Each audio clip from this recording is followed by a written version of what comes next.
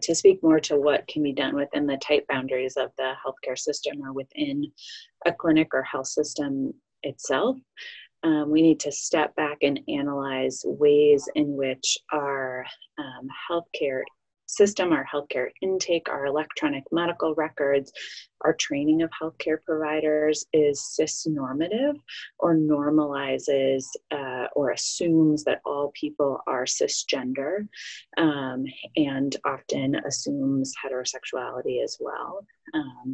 And the ways in which that is dangerous to people who are gender diverse in missing or misdiagnosing things, or making it feel so they are unable or feel unwelcome in the healthcare system.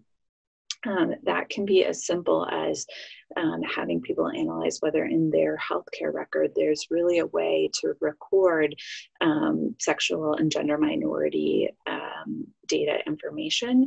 Are patients just recognized by the legal sex on their insurance card in the healthcare record system, or is their sex assigned at birth and gender identity as well as pronouns recorded? That has huge implications for the care people get, the normal laboratory values that are given back to a clinician, whether an individual may recognize a pregnancy in someone or not. So that has huge implications.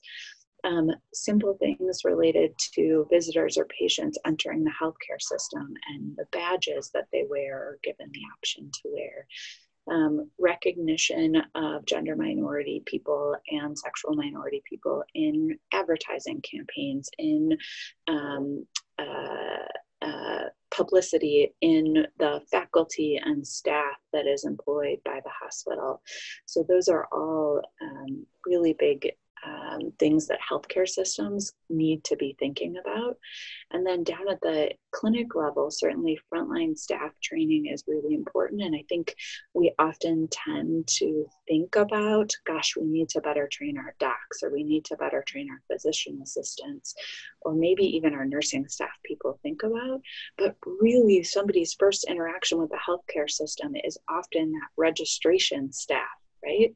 And registration staff has, how do they record sex assigned at birth and gender identity? Again, that goes back to systems issues, but also training and understanding of the way a registration staff would handle when somebody discloses that they are trans or non-binary. And how does that get recorded in the system? And what about the security staff at the front door? Do they greet people by saying ma'am or sir, basically assuming a gender identity based on the clothing or the appearance that person has? Or do they use gender neutral language to greet people? What about the cafeteria staff? What about the folks who draw blood in the lab? There are so many people across our healthcare system that really need education.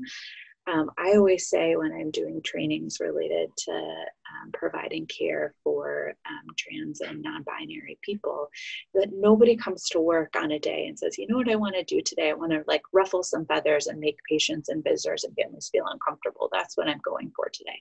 Nobody says that, but without the proper training, that's what happens. And it's not fair. You would never expect a nurse or a doc or anyone to go in and take a sensitive sexual history without training, right? Or to be able to do any aspect of their job well without the proper training. And yet on so many fronts, we are asking people to go out and provide care without the appropriate training for how to be sensitive to people's gender and how to not be cisnormative and heteronormative. And so we just have a responsibility as a health system to do a better job with that training, and then to really analyze and dig deep and think about the hard questions of how is our system continuing to make cisnormative assumptions, and how can we do better at that.